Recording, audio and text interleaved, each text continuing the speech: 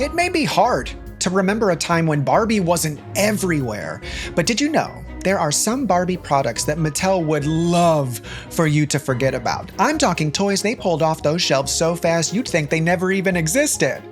Well, they did exist. And today on The Big Flop, we're looking at Barbies who got disinvited from the dream house. It's a trio of epic Barbie family fails.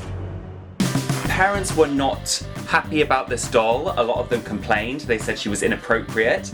It depicted Barbie as an incompetent computer engineer that needs the help of dudes to kind of figure out things like, I don't know, rebooting her computer. This is the most iconic, if not infamous, Ken of all time. We are on a sinking ship.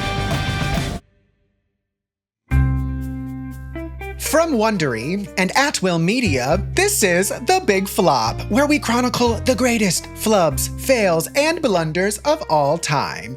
I'm your host, Misha Brown, social media's superstar, whose legs also look great in a pair of hot pink stilettos, at your bestie Misha. On our show today, we have a stand-up comedian and host of the podcasts Having Gay Sex and Phone is in the Bag. It's Maddie Wiener. Hi, thank you for having me. Yay, so exciting. Also joining us, a returning guest. She's an actor, comedian, and fellow social media superstar. It's Leah Rudick. Hi, bestie. Hi, bestie. I'm so happy to be back. Yeah, very different topic than Google Glass. Yes, one that I'm very excited about. Speaking of, for both of you, what's your relationship like with Barbies? A lot of probably complicated gender feelings wrapped up in that, if I'm really gonna psychoanalyze. And then complicated relationship with the Barbie movie, high expectations. The substance was what I wanted Barbie to be. You know what I mean? But I played with them as a kid, but I also like shaved their heads. You know what I mean? Yeah, I was obsessed with Barbies growing up. Like, I played with them until I was like 12 or 13 even, like way beyond, and like in secret, like with a lot of shame. In my childhood home, still to this day, I have like Barbie collectibles. Like, it's kind of sick. I was the kind of person that when I was little, I definitely tried to like play it off like I really liked G.I. Joes, but I was always like sneaking into my sister's room and like telling Barbie like, you're a boss ass bitch and you don't need a man, you know? Like, yeah. I was definitely that kid. Well, today we are talking about Barbie because Barbie may be one of the biggest brands in the world, especially after the massive success of the movie.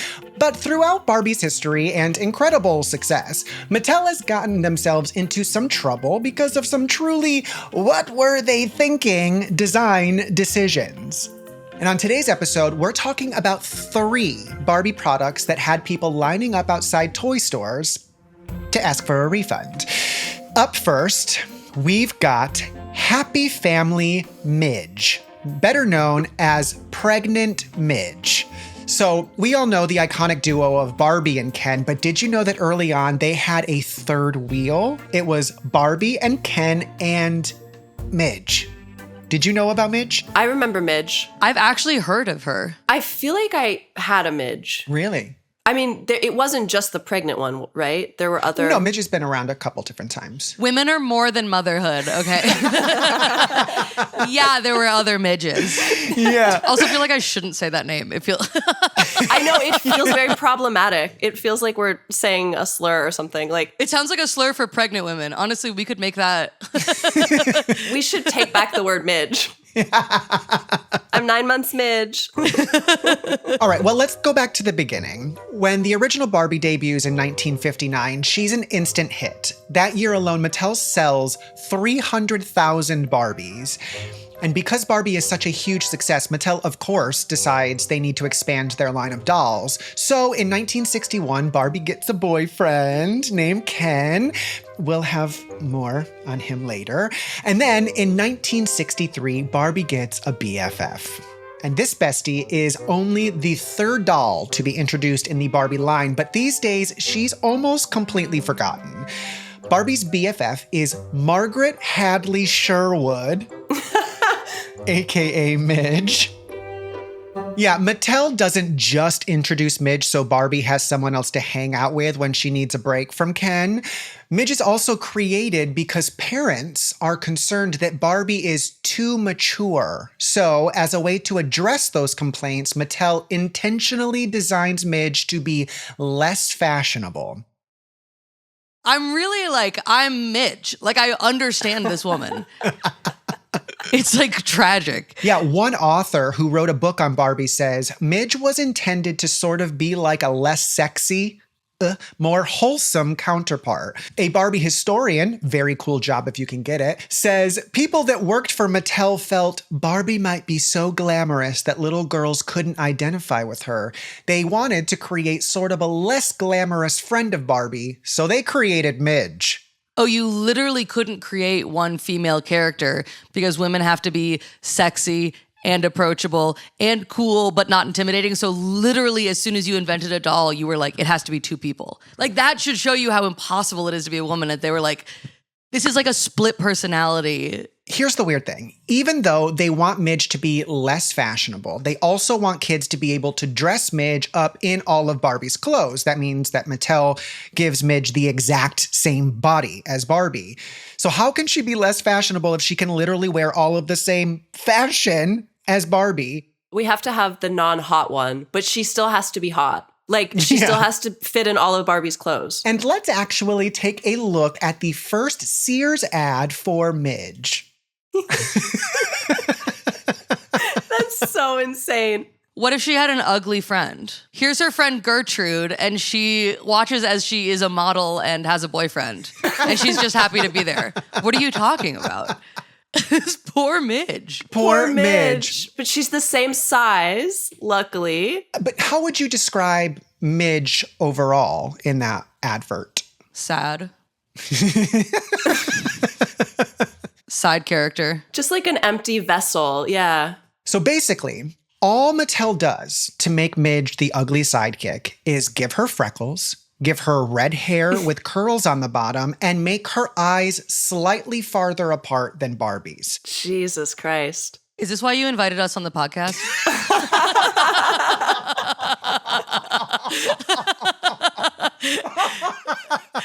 Go on YouTube. If you're listening, go on YouTube right now and tell me this isn't Ken auditioning a new Midge. Like, I'm sorry. Sorry, not that we're, but I was like, freckles, brown hair. No, we are Midge. I actually take back everything I said about her. She sounds really cool. And like, actually, she probably has a lot of interesting things to say if you let her. I don't know. I feel like I have this memory of Midge being like this hot, like siren redhead, but maybe it evolved. Yeah, this is the very first Midge. Yeah. So sadly, Barbie and Midge's friendship, it doesn't last. When Midge hits shelves, the general public thinks that she's a snooze, so Mattel stops producing Midge dolls in 1967. Surprise, surprise, kids were not excited to buy a doll that was explicitly meant to be a less exciting version than Barbie. Like, I don't know what they were thinking. And what's even worse for Midge is that Barbie doesn't go without a bestie for long. 2 years later, in 1969, Midge gets replaced by Barbie's new best friend, PJ. And PJ is even able to talk. And what does she say? Hi, I'm Barbie's best friend, PJ. Damn, Mattel. That's cold. So let's take a look at PJ, the doll that stole Barbie's friendship from Midge. Oh boy. Excuse me? That is an aggressive fringe. New and groovy talking PJ. Yeah, could you describe what she looks like for the listeners? I think the appropriate term now is sex worker, and we love that for her. We do love that for her. I mean, what is the yellow boa and the like turf bangs? And then like her face is swollen like an alcoholic. Like every friend that I look back at pictures before they went to AA is what her cheeks are doing. It's actually kind of impressive they built that into a doll. Yeah. You know who this reminds me of? It's like Amy Poehler being the cool mom in Mean Girls. Yes. Yeah. That's a good descriptor. Yeah. Who would you rather hang out with, Midge or PJ? Yeah, I think Midge is more my speed. I'm a board game gal. Yeah, Midge is like book club friend. Oh my God. Is Midge in the closet gay in love with Barbie?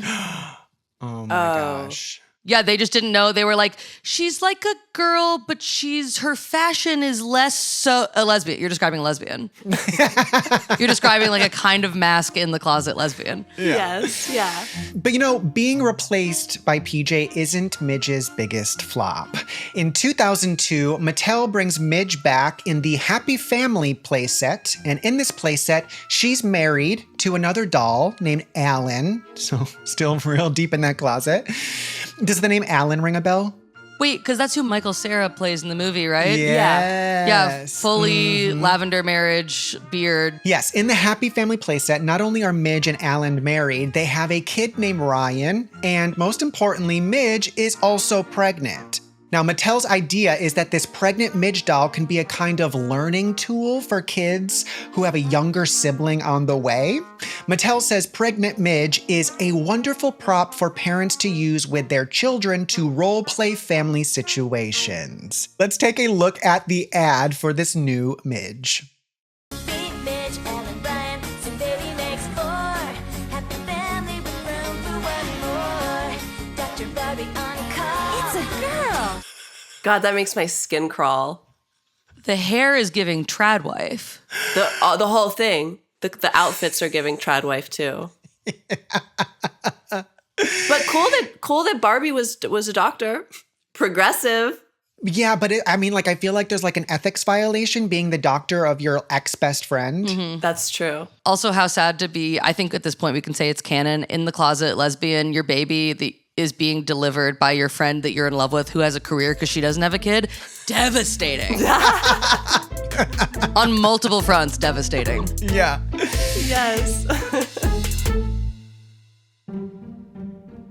Now, we have got to talk about the bonkers design of the doll. Mattel built this Midge with a detachable baby bump. That's right. You can pull her stomach off, pull out the fetus, baby, and then put that baby right in her arms. You can also put the baby back in her stomach and stick it back on her. You've really got to see it to believe it, and we've got a clip of Joey Gerosi of Beauty Inside a Box breaking it down for us. Let's take a look. So I'm just going to lift up her dress, and there you can see the pregnant belly. It does look kind of strange. It looks very alien. And what's even more alien about this whole thing is you can take the belly off, and then you can put the baby, you have to shove the baby's legs right up so that it can fit. And then you put the baby back inside her. There you go. Completely normal. Nothing strange about that.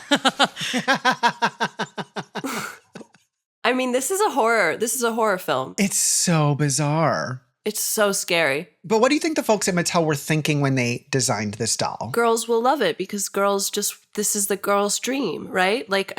That must have been what they thought. It's funny that you used the word girl, because when Happy Family Midge hits stores, people get real upset about her. But it isn't the creepy design that gets them. What do you think these people are so upset about? Like a sort of encouraging sex? I don't know. So Barbie is a very young woman, and Midge was designed to be her younger teenage friend. Oh, it's a teen pregnancy.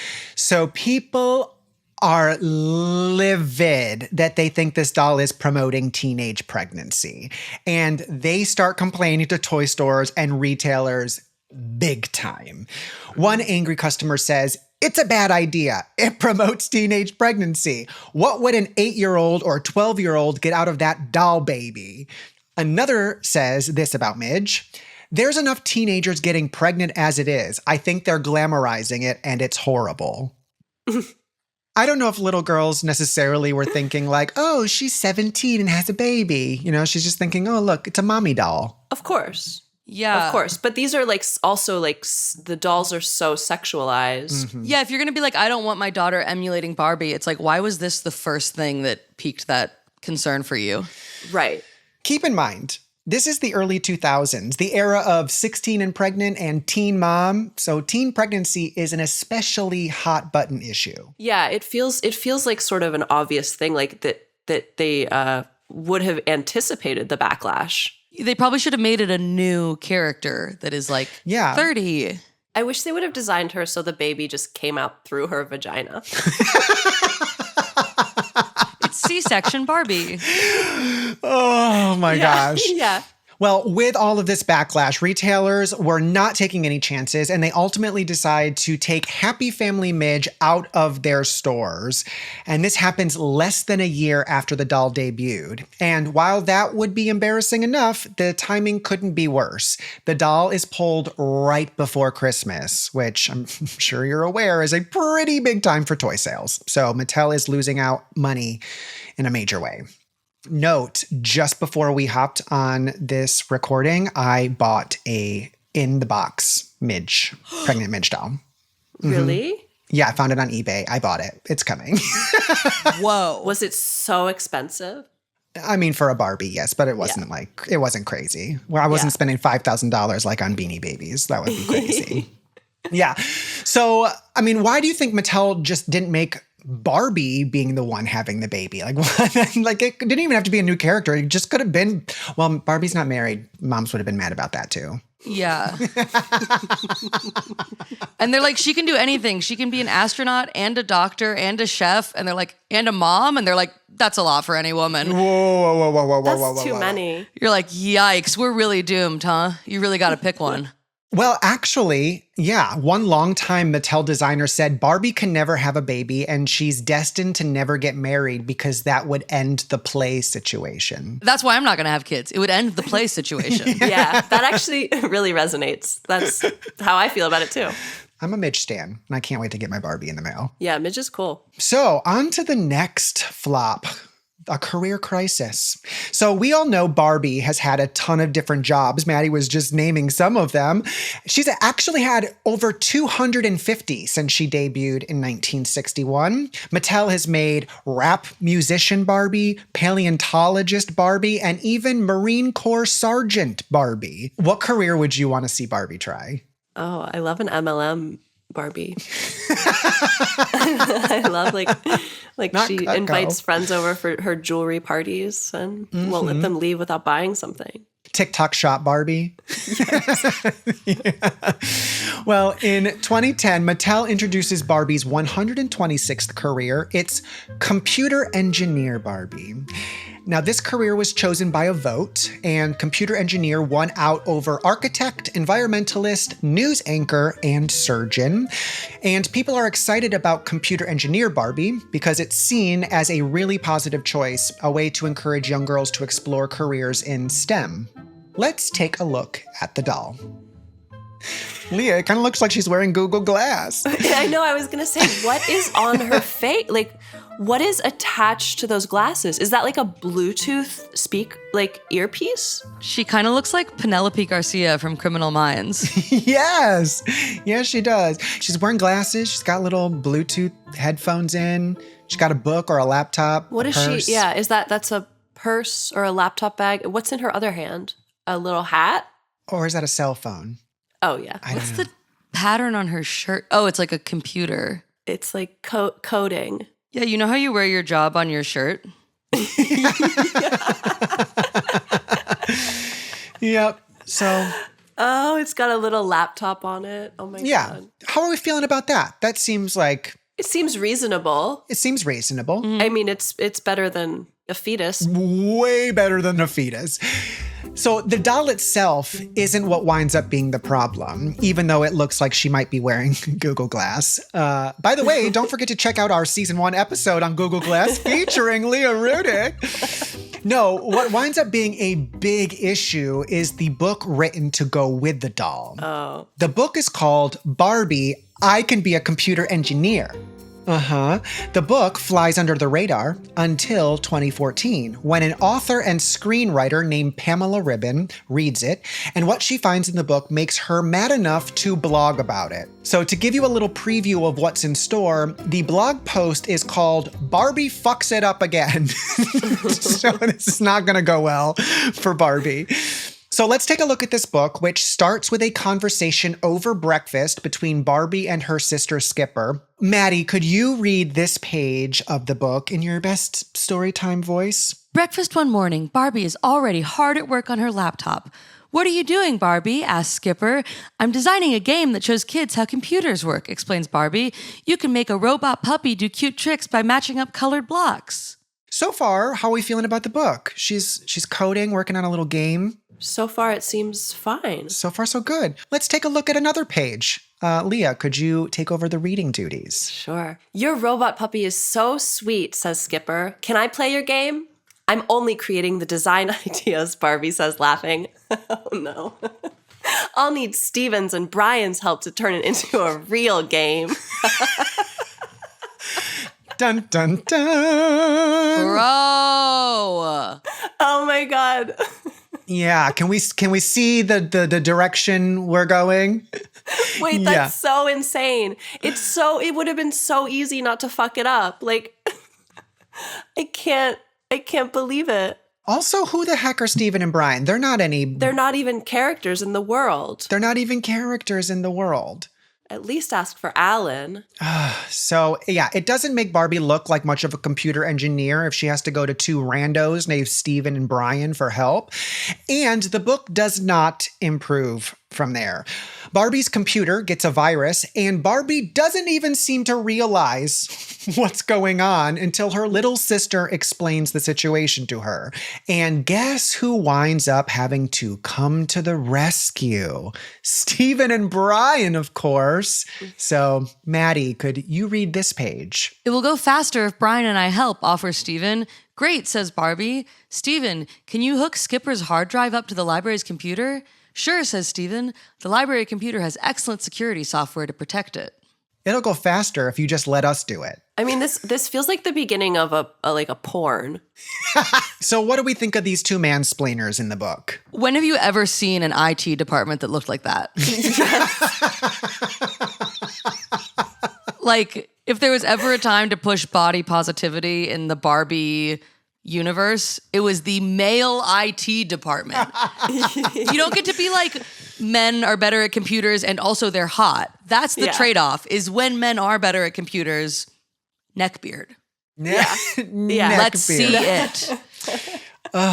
So in her blog post, Pamela writes, "Steven and Brian represent every time I was talked over and interrupted. Every time I didn't post a code solution in a forum because I didn't want to spend the next 72 years defending it. Steven and Brian make more money than I do for doing the same thing." Mm-hmm. So yeah, how do you feel Mattel execs are feeling after that one? Well, it seems like they just don't learn their lesson. You know, it just keeps going and going. Well, the Mattel screw-up is about to get an even wider audience because Pamela's blog post eviscerating this book goes viral, getting picked up by outlets like Gizmodo, NPR, and ABC News. So what would you do in this case if this story is blowing up on national news? I mean, rewrite the book. Get a man to rewrite the book.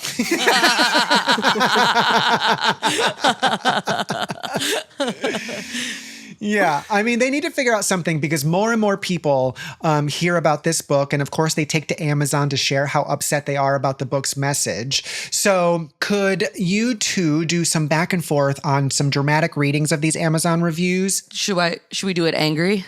Like, how dramatic are we going? Yeah. Okay. 100%.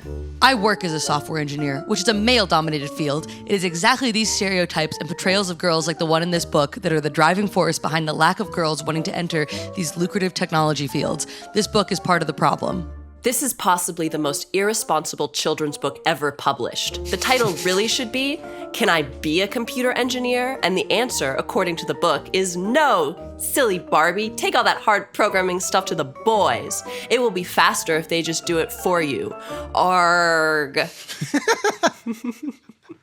Yeah, yikes. Over 100 people weigh in on the book's Amazon page, and as you might expect, the book's rating takes a massive nosedive down to a measly 1.5 stars. Are there any positive reviews? Yeah. A guy being like, this makes me feel really strong, actually. I actually really love I really this liked book. it. Wow, yeah. A girl being like, I can't read. This is probably fine. It's also so crazy that like that means the Mattel executives, like their misogyny is so deep that even with like a huge profit incentive, they were like, I thought women would like this. Yeah. Like it cost them millions of dollars. So you have to infer that then they were like, we really thought that you guys can't code and this would be cool. You're like, you actually thought this. Yeah. This is just the way it is. Yeah. Well, they weren't the only ones getting it, because people don't just vent their frustrations on Amazon. They start to focus on the book's author as well. And she gets a ton of angry emails, which prompts her to apologize, saying God. she's sorry if she let stereotypes slip into the book. Now, the author... J.K. Rowling? Is it J.K. Rowling? Allegedly. Allegedly. So yeah, the author, she also points a finger at Mattel, implying that they were the ones responsible for the book's sexist content. She says, I was on a deadline. It's possible stuff slipped out, or I quietly abided by Mattel without questioning it. Maybe I should have pushed back, and I usually do, but I didn't this time. Well, the heat is really getting turned up for Mattel, and in response, the company offers an apology. They write, we believe girls should be empowered to understand that anything is possible and believe they live in a world without limits. We apologize that this book didn't reflect that. All Barbie titles moving forward will be written to inspire girls' imaginations and portray an empowered Barbie character. I don't love The use of the word believe and imagination. They're like, if you want to live in a fantasy land where girls are good at computers, we'll lie to you. Yeah. They weren't like women can code. They were like, if you want to run with this narrative, I guess we'll go with it. It's like not great. That's so true. So Mattel quickly makes sure that the book is taken out of circulation, but at this point, the damage is done. It's a massive embarrassment for Mattel. They were trying to make a more empowered Barbie, but they did the exact opposite. And instead of finally getting some good press about Barbie and STEM, they wind up reinforcing people's perception that Barbie is totally sexist, and Mattel's reputation takes a major hit once again. So, meh. Well, for our final act, as promised, we're talking about Ken. And not just any Ken, earring magic Ken. Excuse me? How can this be a flop? Because this sounds like a miracle. I have to say, this is my favorite story of the three. So, as I mentioned, Ken makes his debut in 1961. And just like Barbie, there have been tons of different Ken dolls over the years. He's been everything from a basketball player to a barista, even a saxophone player. But by the early 90s, Ken's popularity is waning enough for Mattel to conduct a survey asking girls whether they think Barbie should kick him to the curb and get a new man. Ken wins this de facto recall vote, but consider him officially on notice. Then, in 1993, Mattel launches a Barbie who wears earrings and also comes with a pair of clip-on earrings that are big enough for a kid to wear, basically letting the doll and the kid be earring buddies. Her name is Earring Magic Barbie. Now, Kens are often designed to match whatever Barbie is wearing, and that means that when Mattel introduces Earring Magic Barbie, there's got to be an Earring Magic Ken. Well, we do have a photo, so let's take a look at Magic Earring Ken. Yo!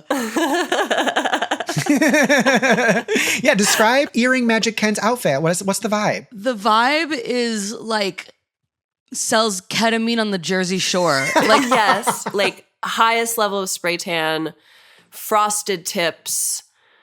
I don't know what that, like a vinyl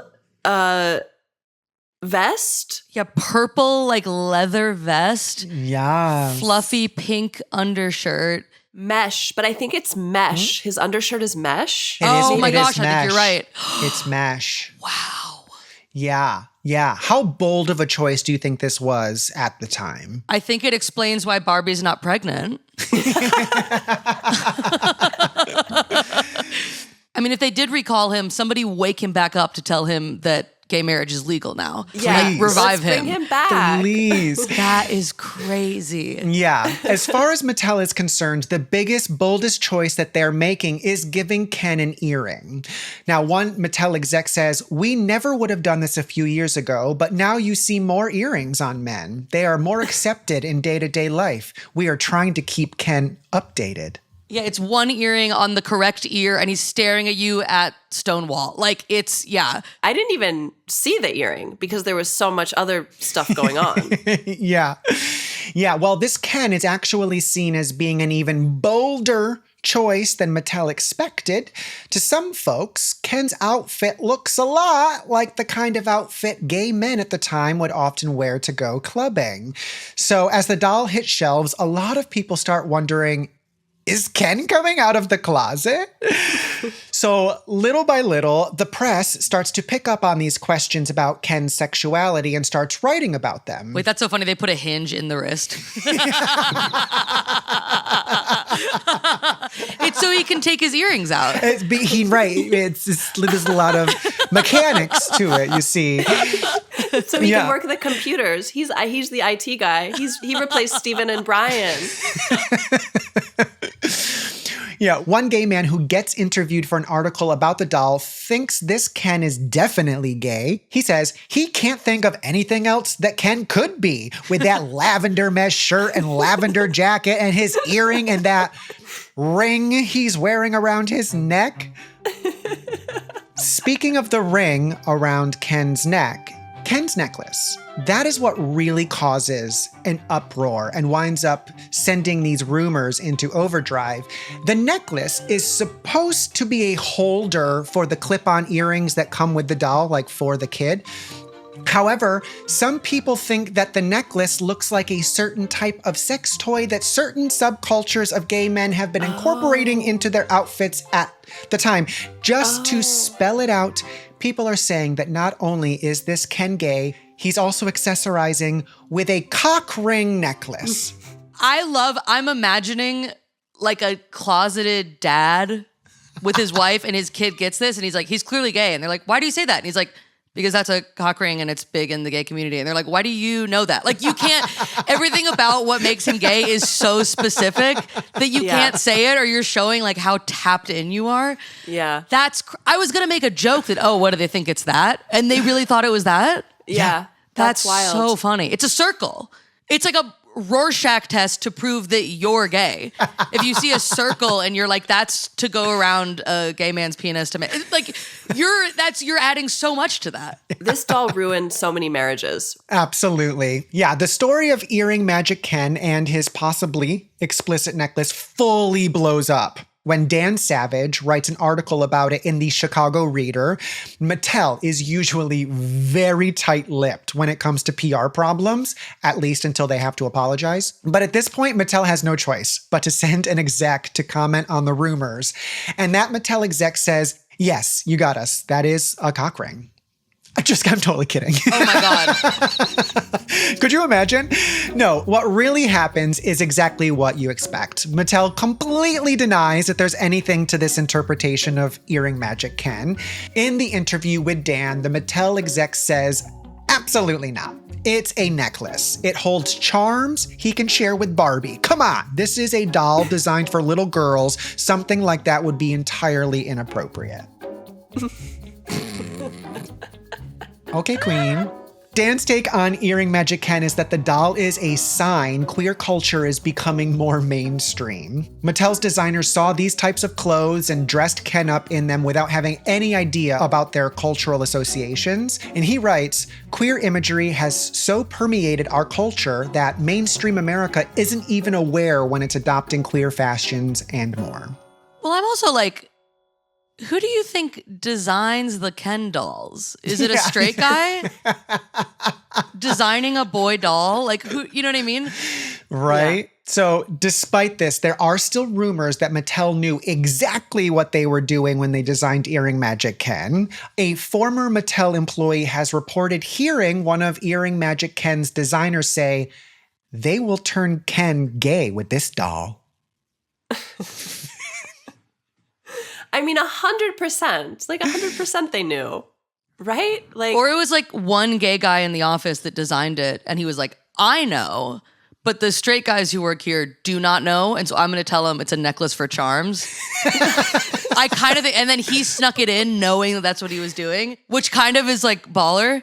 you know how straight men are always wearing those necklaces for to keep their charms on? Yeah, so it's still gay. It's still so gay. It's the same as a cock ring. Like what? Practically. Yeah, he's not gay. It's a necklace for his earrings. What? In the end, Earring Magic Ken only lasted 6 months on shelves, ending his run the same year he debuted.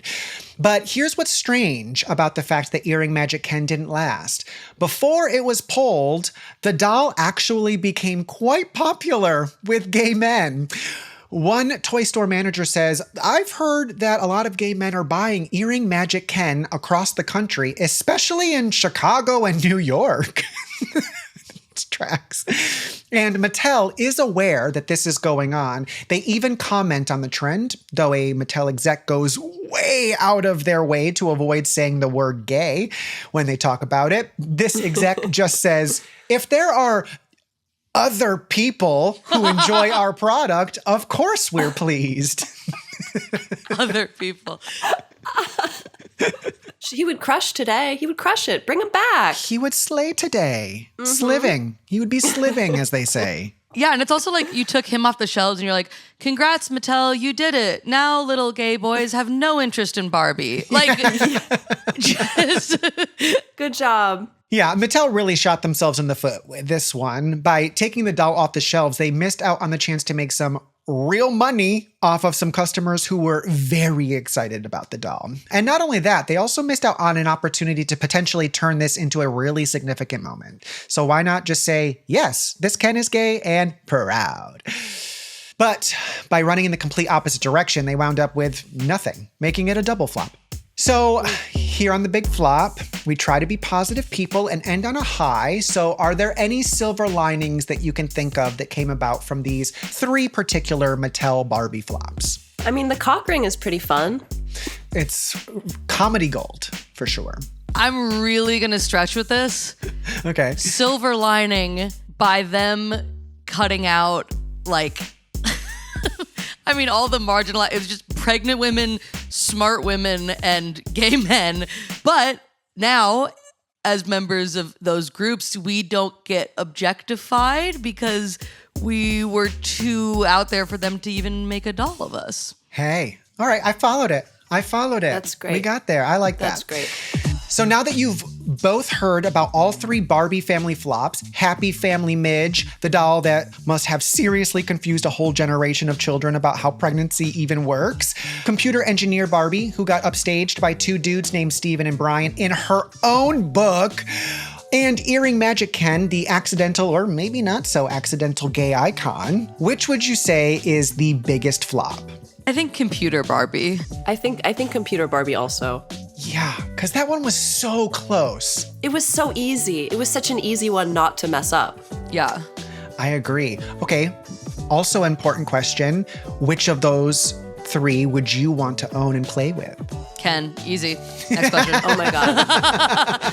That Ken doll is huge for bisexual girls who date guys who don't know they're a little gay. And those girls are me. Give me the doll.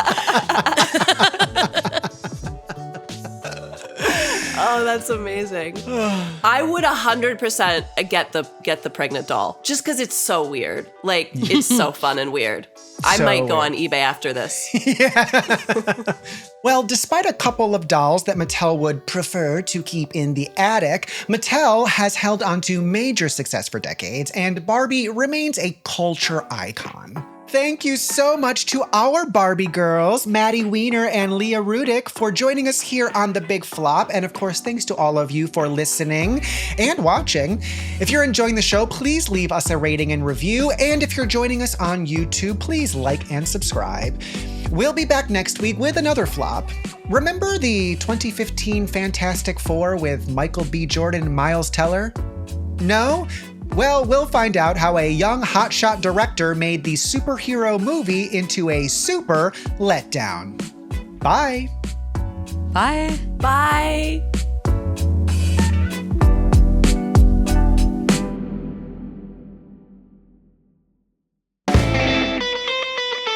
The Big Flop is a production of Wondery and At Will Media.